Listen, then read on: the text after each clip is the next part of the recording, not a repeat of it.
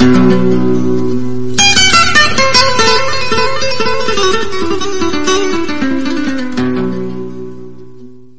Friends. இந்த சென்னை ஃப்ளட்டுக்கு அப்புறமா எல்லாருமே நம்மளோட ரொட்டீனில் கூடிய சீக்கிரம் ஃபிக்ஸ் ஆகணும் அப்படின்ற ப்ரேயர்ஸோட இந்த vlog என்ன அப்படின்றத பார்க்கலாம். இது 2 நாளுக்கான vlog தான், வேறு வேறு 2 நாள்.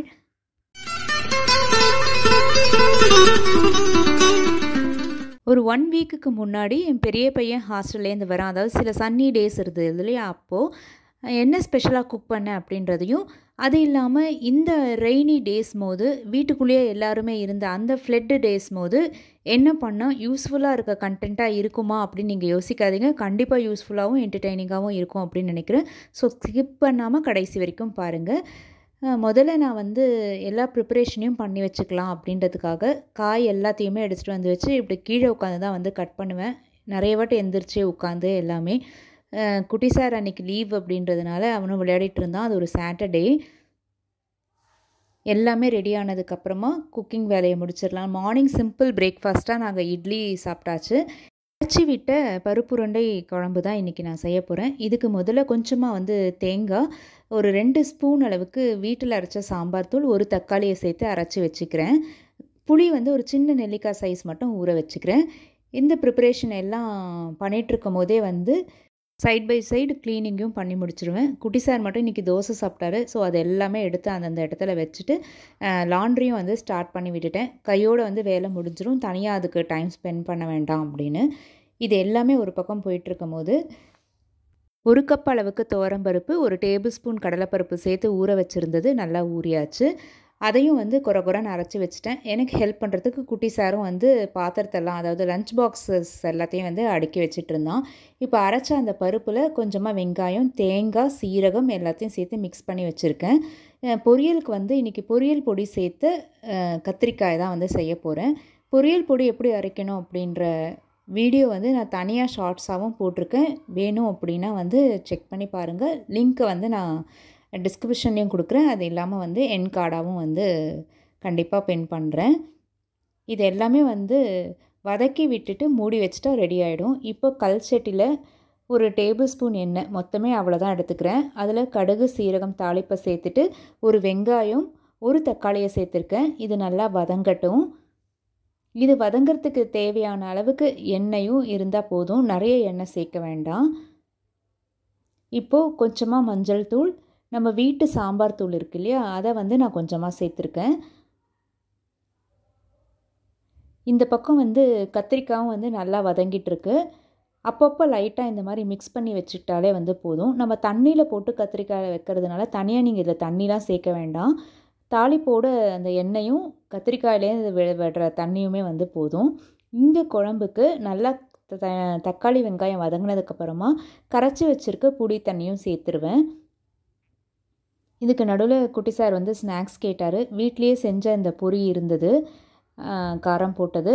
அதை வந்து கொடுத்துட்டு கொஞ்சம் அப்போ தான் வந்து அவன் டிஸ்டர்ப் பண்ணாமல் இருப்பான், அவன் வேலையை பார்த்துட்டு இருப்பான். அதனால் அந்த வேலையை முடிச்சுட்டு அப்புறம் வந்து துணியெல்லாமும் உணர்த்திட்டு வந்தாச்சு. பருப்பை வந்து நல்லா உட்காந்து பாட்டு கேட்டுகிட்டே வந்து உருண்டை பிடிக்கலாம் அப்படின்னு உருண்டையும் பிடிச்சி வச்சுட்டேன். லைட்டாக வந்து வேக வச்சு சேர்த்தா வந்து கரண்டு வராதுன்றதுக்காக அதை வந்து கொஞ்சம் வேக வச்சுருக்கேன். ஒரே ஒரு உருண்டையை மட்டும் கரைச்சி அப்படியே இந்த குழம்புல சேர்த்துட்டேன். அப்புறம் நம்ம அரைச்சி வச்சுருந்ததையும் வந்து சேர்த்துட்டேன். இந்த மாதிரி அரைச்சி விட்டு செய்யும் போது ரொம்ப டேஸ்டியாக இருக்கும். இப்போ தேவையான அளவு உப்பு, ஒரு சாஃப்டாக வெந்தால் போதும். ரொம்ப நேரம் வேக வச்சிட்டோம்னா அப்படியே ஹார்டாகிடும். அதுவும் நம்ம குழம்புல போட்டதுக்கப்புறம் இன்னும் கல் மாதிரி ஆகிடும். ஸோ ஒரு 5 நிமிஷம் தான். ஆவியில் வெந்ததுக்கப்புறமா எடுத்து நான் அதில் சேர்த்துட்டேன். இப்போ இதில் வந்து அந்த டேஸ்ட் எல்லாமே இறங்குற வரைக்கும் சிம்மில் அப்படியே வந்து கொதிக்க வைக்க போகிறேன். நான் வந்து கல் சட்டியில் பண்ணுறேன் அப்படின்றதுனால அடுப்பை ஆஃபே பண்ணிட்டேன். அது வந்து நல்லா ஒரு 5 to 10 மினிட்ஸ் அந்த சூட்லேயே வந்து கொதிக்கும். அவ்வளோதான். அப்படியே மூடி வச்சிட்டோம்னா சூப்பர் டேஸ்டியான பருப்புருண்டை குழம்பு ரெடி. பையனும் வந்தாச்சு, எல்லாருக்கும் சாப்பிட கொடுத்தாச்சு. நான் எப்பயுமே குட்டி சாரோட உட்காந்து சாப்பிடுவேன். அவனுக்கு இன்னும் எப்பயாவது சம்டைம்ஸ் புக்கு படிச்சுட்டோ இல்லைனா டிவி சாப்பிட்டுட்டோ சாப்பிட்ற பழக்கம் இருக்குது. நாங்கள் எல்லாருமே வந்து நல்லா சூப்பராக டேஸ்டியான லன்ச்சு சாப்பிட்டு முடித்தாச்சு. ஒரு 1/2 அன் ஹவர் ரெஸ்ட்டுக்கு அப்புறமா நான் போய் காய் எல்லாமே வந்து வாங்கிட்டு வந்துட்டேன். அது எல்லாமே கையோடு எடுத்து வச்சிட்டோம்னா அந்த வேலையும் முடிஞ்சிடும்.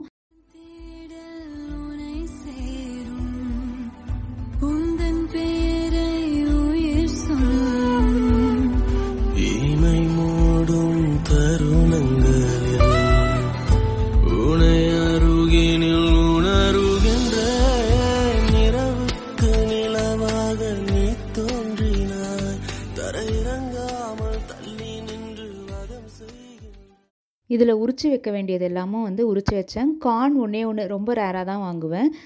பச்சை பட்டாணி, அதுக்கப்புறம் கொத்தமல்லி, புதினா எல்லாமே வந்து அப்போ வாஷ் பண்ண மாட்டேன். எடுத்து வச்சுட்டு யூஸ் பண்ணும்போது வந்து வாஷ் பண்ணி வச்சுப்பேன். அதுவும் இந்த சீசனில் வந்து வாஷ் பண்ணி வச்சோம்னா சீக்கிரமாக கெட்டு போகுன்றதுனால. குட்டி சார் நான் என்ன பண்ணாலும் அவனால் முடிஞ்ச ஹெல்ப்பை கண்டிப்பாக பண்ணுவான். உங்கள் வீட்டில் இந்த மாதிரி குட்டீஸ் இருக்காங்களா அப்படின்றத கீழே கமெண்ட் பண்ணுங்கள். அவனும் வந்து கருவேப்பிலை எல்லாத்தையும் வந்து ஒரு டப்பாவில் எடுத்து வச்சிட்ருக்கான். ஃப்ரூட்ஸில் வந்து கிரேப்ஸ் வாங்கிட்டு வரும்போது தண்ணியில் உப்பு சேர்த்து நான் ஒரு 5 to 10 மினிட்ஸ் அப்படியே ஊற வச்சுட்டு அப்புறம் வாஷ் பண்ணி எடுத்து டப்பாவில் தனியாக எடுத்து வச்சுருவேன். அவ்வளோதான், இந்த வேலை எல்லாமே முடிஞ்சதுக்கப்புறம் டேபிளையும் துடைச்சாச்சு.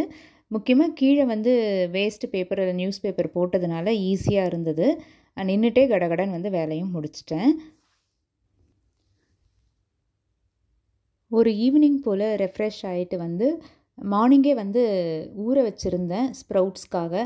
அது சூப்பராக முளை விட்டுருந்தது. அதை அப்படியே வந்து ஃப்ரிட்ஜில் எடுத்து வச்சிடலாம். வாஷ் பண்ணி எடுத்து வச்சுருவேன் நான். சாப்பிடும் போதும் வந்து கொஞ்சமாக வெந்நீரில் அதை அலசிட்டு அப்புறம் சாப்பிடுவேன். ஈவினிங் ஸ்நாக்ஸ் எண்ணெயிலெல்லாம் பொரிச்சு பண்ணுறதை விட ஏதாவது கொஞ்சம் ஹெல்த்தியாக பண்ணலாம் அப்படின்னு இருக்கிற வெஜிடபிள்ஸை சேர்த்து அவல் உப்புமா தான் வந்து போகா தான் பண்ணியிருந்தேன். என்னெல்லாம் தொட்டுக்கிறது இருக்கோ அதெல்லாம் தொட்டுக்கிறத வச்சுட்டு 2 பேரும் சாப்பிட்டுட்டாங்க.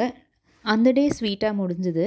இப்போ நீங்கள் பார்த்துட்ருக்கிறது மழை நாளில் ஒரு நாள் தான். கண்டினியூஸாக 2-3 டேஸ் ஸ்கூல்ஸும் லீவ் விட்டுட்டு பவர் இல்லை, அதே மாதிரி டவரும் இல்லை. இந்த மாதிரி சில கஷ்டமான தருணங்களில் இதுவும் கடந்து போகும் அப்படின்னு மழையையும் ரசிச்சுட்டு என்ன பண்ணுறது அப்படின்றதையும் யோசிச்சுட்டே தான் வந்து உட்காந்துட்டு இருந்தோம். கூடிய சீக்கிரம் கஷ்டங்கள் எல்லாமே கடந்து போகணும் அப்படின்ற ப்ரேயர்ஸோட ஒரு நாளுமே வந்து கடந்து போயிட்டு இருந்தோம். அதில் 3rd டே சென்னை ஃபுல்லாக வந்து ஃப்ளட் அதிகமாக இருக்குது அப்படின்றத டிவிலெலாம் பார்க்க முடியல. ஒவ்வொருத்தர் சொல்கிறத கேட்டும் நெட்வொர்க்லாம் இல்லாததுனால எதையுமே பார்க்க முடியாமல் கஷ்டத்தோடு தான் இருந்தோம். பட் ரொட்டீனுன்னு ஒன்று இருக்குது இல்லையா, அதை நம்ம ஃபிக்ஸ் பண்ணிக்கணும் அப்படின்றதுக்காக மோட்டிவேட்டிங்காகவும் வச்சுக்கலாம் அப்படின்றதுனால இருக்கிறத வச்சு சாப்பிட்டுட்டு கிச்சன் கேபினெட் எல்லாமே வந்து க்ளீன் பண்ணலாம், அதில் ஒரு டைம் பாஸ் ஆகும் அப்படின்னு டிசைட் பண்ணிவிட்டு ஸ்டார்ட் பண்ணோம். ஹஸ்பண்ட் வந்து முதல்ல பேப்பர் எல்லாம் போட்டு கீழே எல்லாமே வந்து கவர் பண்ணிட்டாரு. ஏன்னா மேலே வந்து அந்த டோர்ஸில் ஸ்ப்ரே பண்ணும்போது கீழே எதுவுமே சிந்தினாலும் பரவாயில்ல, பேப்பரை தூக்கி போட்டுடலாம் அப்படின்னு.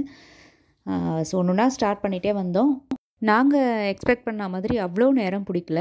அந்த சொல்யூஷன் வந்து அவ்வளோ யூஸ்ஃபுல்லாக இருந்தது. என்ன சொல்யூஷன், எந்த லோக்கல் ஷாப்பில் தான் நான் வாங்கினேன், அதை வந்து தனி ஷார்ட்ஸாக போட்டிருக்கேன். நான் இங்கே ஐகார்டாகவும் கொடுக்குறேன்.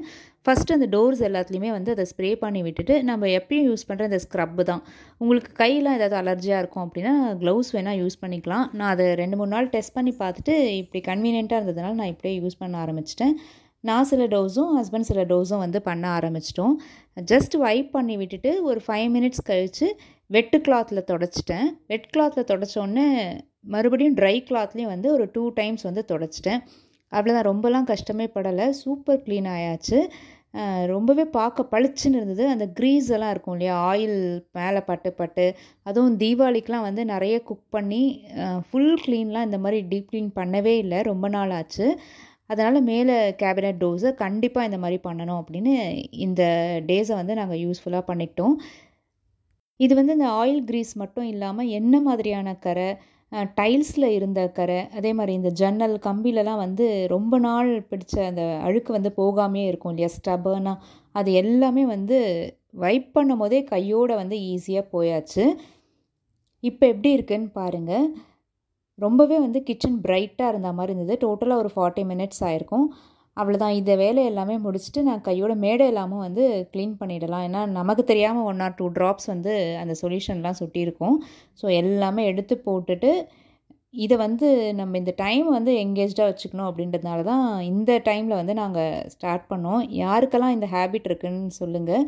ஒரு ஸ்ட்ரெஸ் பஸ்டர் மாதிரி ஏதாவது ஒரு ஆர்கனைஸ் பண்ணுறது, க்ளீன் பண்ணுறதுன்றது நான் எப்பயுமே அதை தான் பண்ணுவேன். இந்த கேஸ் ஸ்டவ்லாம் இந்த வாட்டி கோலின் போட்டு டைல்ஸ் அது எல்லாமே வந்து தொடச்சிட்டேன். இப்போ ரொம்பவே வந்து பளிச்சுன்னு இருக்கா மாதிரி இருந்தது. ஹாப்பியாகவும் இருந்தது. டைமை வந்து நம்ம யூஸ்ஃபுல்லாக ஸ்பெண்ட் பண்ணியிருக்கோம் அப்படின்னு. மொபைல் இல்லாமல், டிவி இல்லாமல் இந்த மாதிரி தருணங்கள் வந்து நமக்கு கிடைக்கிறதே இப்போல்லாம் வந்து பொக்கிஷம் மாதிரி ஆகிப்போச்சு. அதுக்கப்புறம் வாஷ் பண்ணி வச்சிருந்த வெசல்ஸ் எப்படியுமே அது காயில் மழையில் தொடச்சி எடுத்து தான் நான் வந்து உள்ள கேபினெட்ஸ்குள்ளேயே வச்சேன். இதையும் வந்து ஒரு வேலையாகவே 2-3 நாள் வந்து பண்ணிகிட்டு இருந்தோம். ரொம்ப டயர்டாக இருந்ததுனால சிம்பிளான இதுதான் டின்னர், தோசை, ஆனியன் ஊத்தப்பம், யாருக்கெல்லாம் என்னென்ன வேணுமோ மாவை வச்சு அதை எல்லாமே முடிச்சாச்சு. மாவை காலி பண்ணணும். ஏன்னா ஃப்ரிட்ஜு கரண்ட் இல்லை, உள்ளே வைக்க முடியாதுன்றதுனால 2 டைம்ஸ் 3 டைம்ஸ் அரைச்ச மாவை அப்படியே அந்த டேலேயே வந்து நாங்கள் சாப்பிட்டு காலி பண்ணோம். இந்த விலாக் போஸ்ட் பண்ணும்போது ஓரளவுக்கு எல்லோரும் வந்து ரொட்டீன் லைஃபுக்கு வந்து திரும்பியிருப்பீங்க அப்படின்னு நம்புகிறேன். அதனால தான் இதை ரொம்ப டிலேடாக கூட வந்து போஸ்ட் பண்ணேன். எல்லோரும் கஷ்டத்தில் இருக்கும் போது இப்படி ஒரு வீடியோவை நம்ம சாப்பிட்றது அது மாதிரி காமிக்கிற மாதிரி போட வேண்டாம் அப்படின்றதுனால. எத்தனை பேருக்கு இது யூஸ்ஃபுல்லாக இருக்கும் அப்படின்னு எனக்கு தெரியல. உங்களுக்கு எந்த விதத்துலையாவது இது யூஸ்ஃபுல்லாகவோ இல்லை என்டர்டெய்னிங்காகவோ இருந்தது அப்படின்னு சொன்னால் கீழே வந்து கண்டிப்பாக ஒரு ரெட் கலர் ஆர்ட்டின் கொடுங்க. இந்த பார்க்குறவங்க எந்த ஊர்லேருந்து பார்க்குறீங்க அப்படின்னு கீழே தயவு செஞ்சு கமெண்ட் பண்ணிங்கன்னா ஹாப்பியாக இருக்கும் படிக்கும் போது. தரையிறங்காமல் தள்ளி நின்று வதம் செய்கின்றார்.